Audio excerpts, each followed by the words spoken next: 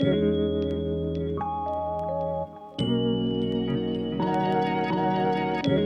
up, everyone? I am Karel Gaspi, welcoming you to a new podcast series titled Inequality, the Enemy of Unity, a show where we will tackle one of the most pressing issues that our society faces today, which is the attainment of equality.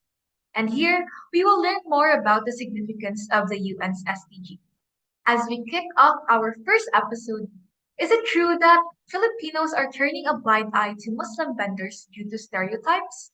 We will explore an issue at hand within the Muslim community, especially regarding the impact of negative societal views on the living circumstances of Muslim vendors.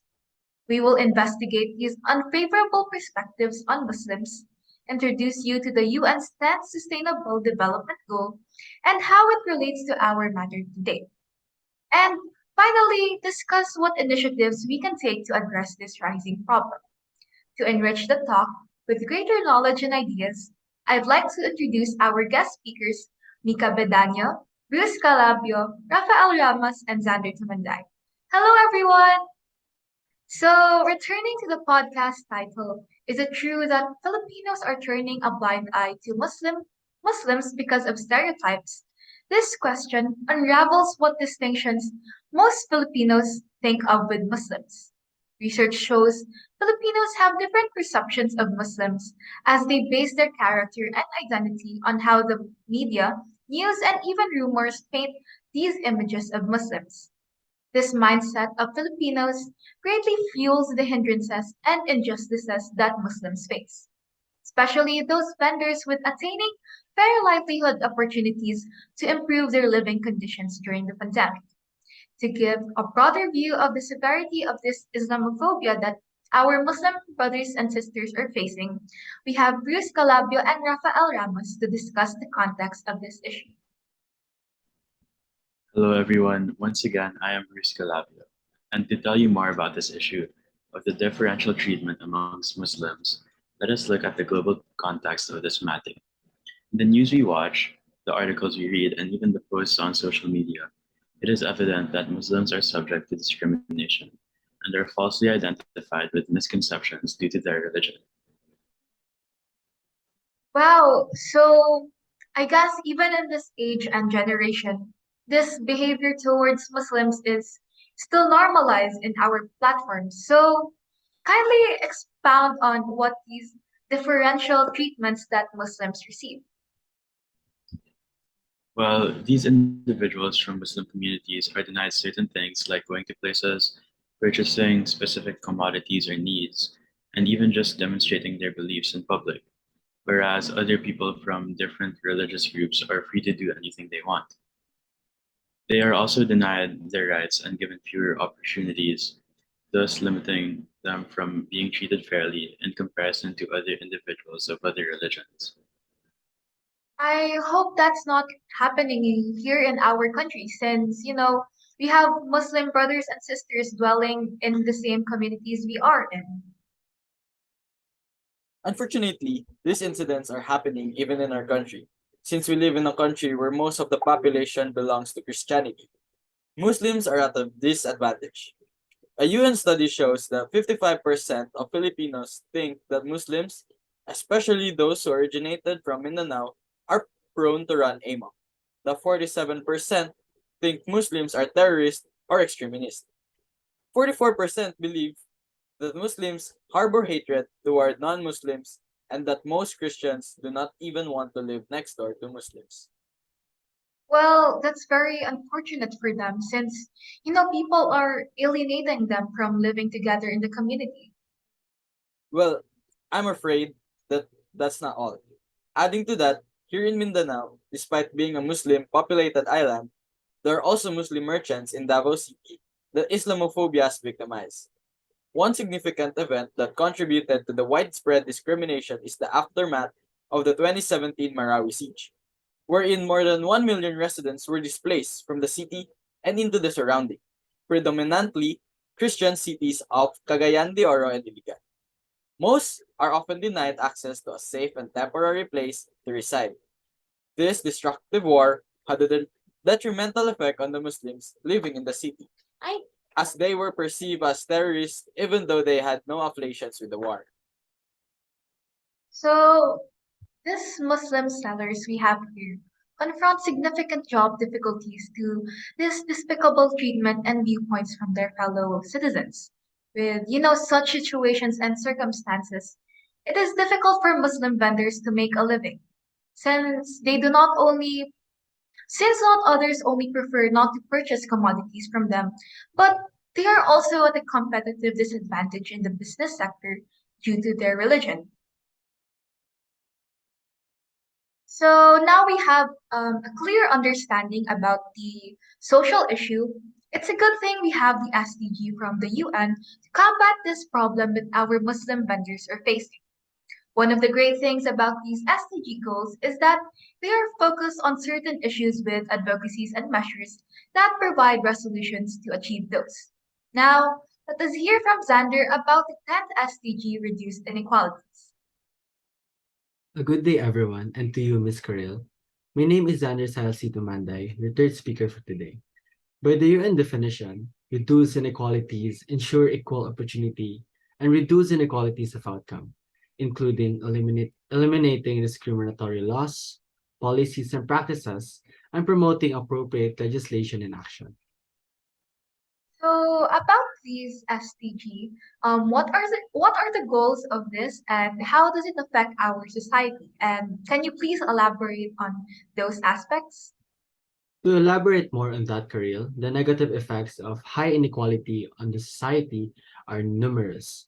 They can damage social cohesiveness, cause many people to miss out on opportunities, impede economic growth, erode public confidence in institutions, expose a disproportionate number of people to the adverse effects of climate change, and diminish democratic participation. Reduce inequality is implemented as the alternative to solve these societal problems. Also, Sustainable Development Goal 10 aims to reduce inequality within and among countries. So Xander, you have already understood the topic earlier, which was presented by the other guest speakers. So how does it relate to our topic for today, the 10th SDG, and how can this SDG do to what can this SDG rather do to help those oppressed Muslim merchants?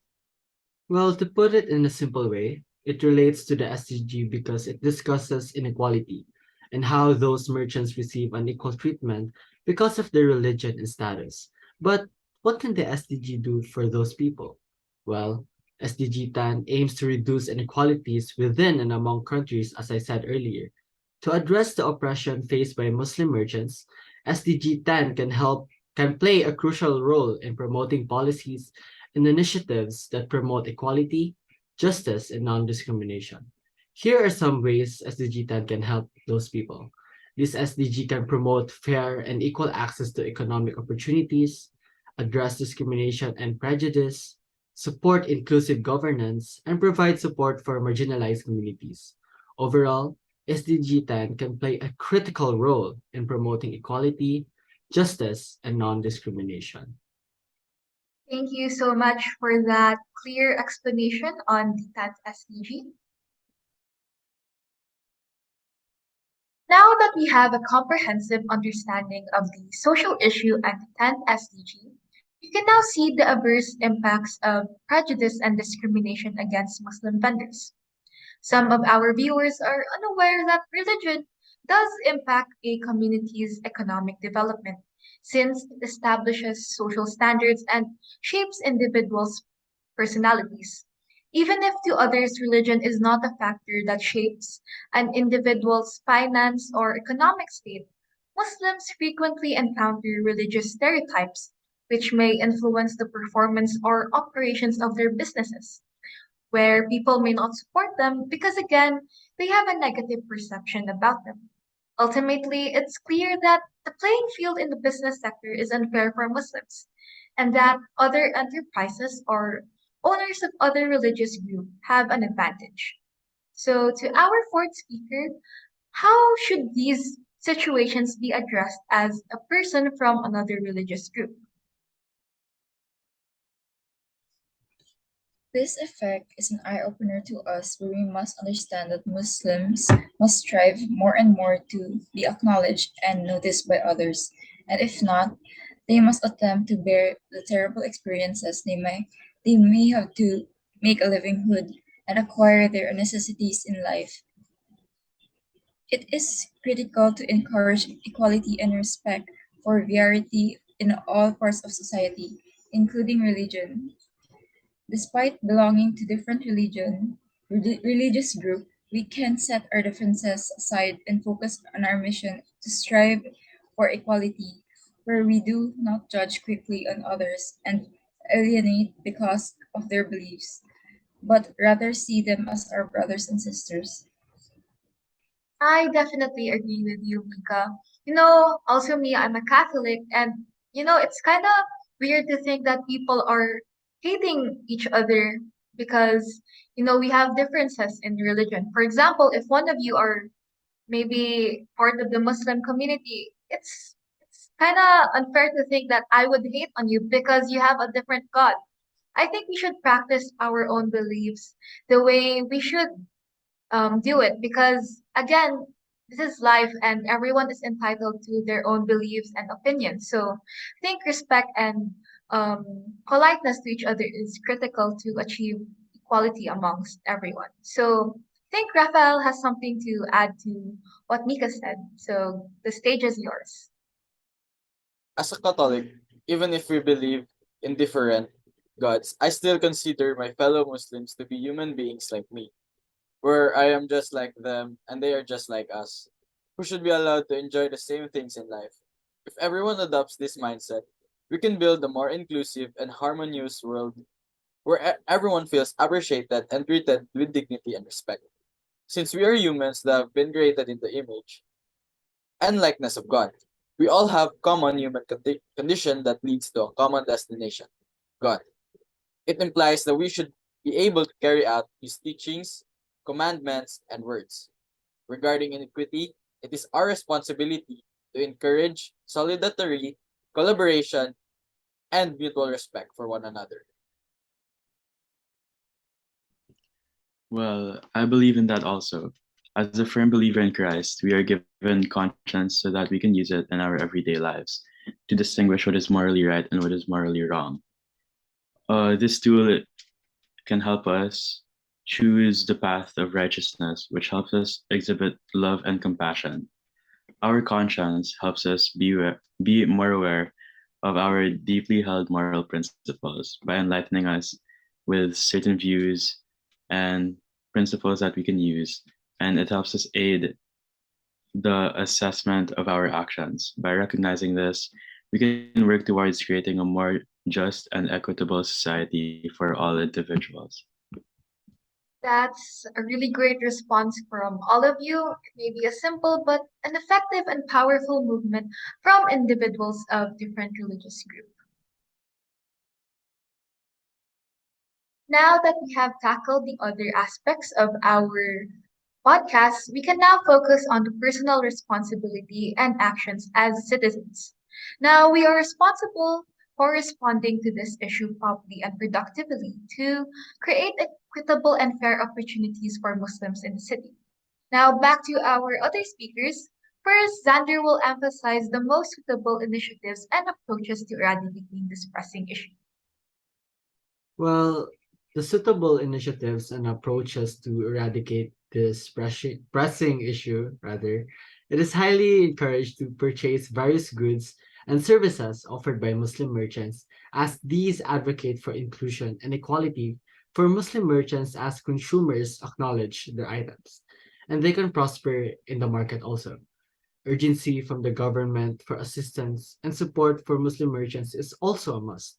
These officials can use their resources and power to create laws, programs, and projects to benefit Muslim sellers, boost their businesses, or give them job opportunities.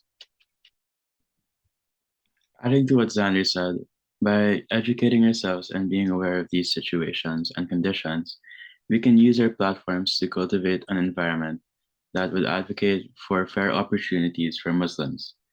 All of these play a crucial role because they can extinguish the negative portrayal that society has painted on the Muslims. We can convey to everyone that religion is not an excuse for discrimination, but rather use it as a way for everyone to connect and to be unified in this community that we have. Yes, I agree, but not only that, we can help to create various programs and platforms as students could also support and encourage our generation on their local products to stimulate the interest of others and inspire innovation and growth in the market. It also may help solve the lengthy history of discrimination and help acknowledge Muslim communities and provide equal livelihood opportunities for them to thrive in the pandemic.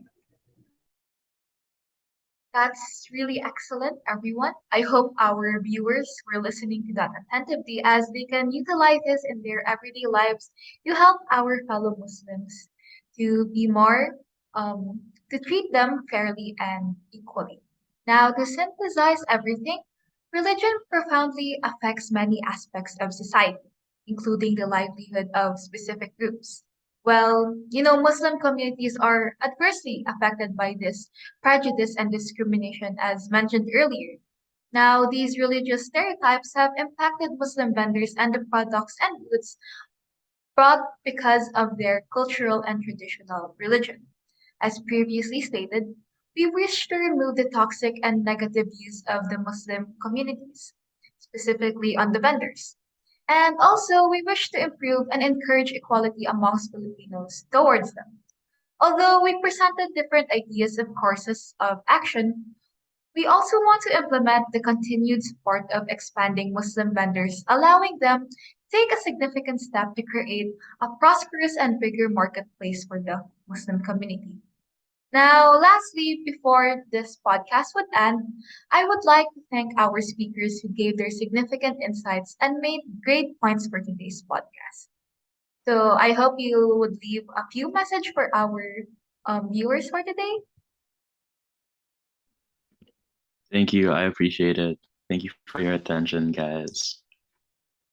It was an honor and pleasure to be chosen as one of the speakers. I would like to say thank you, especially to the audience for tonight's podcast. I'm also grateful to be part of today's podcast, and I hope that the audience listening to this podcast will learn more.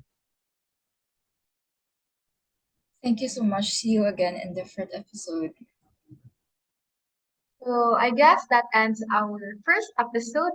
So again, a very big thank you to all of the guest speakers and all our listeners for their support in our first episode.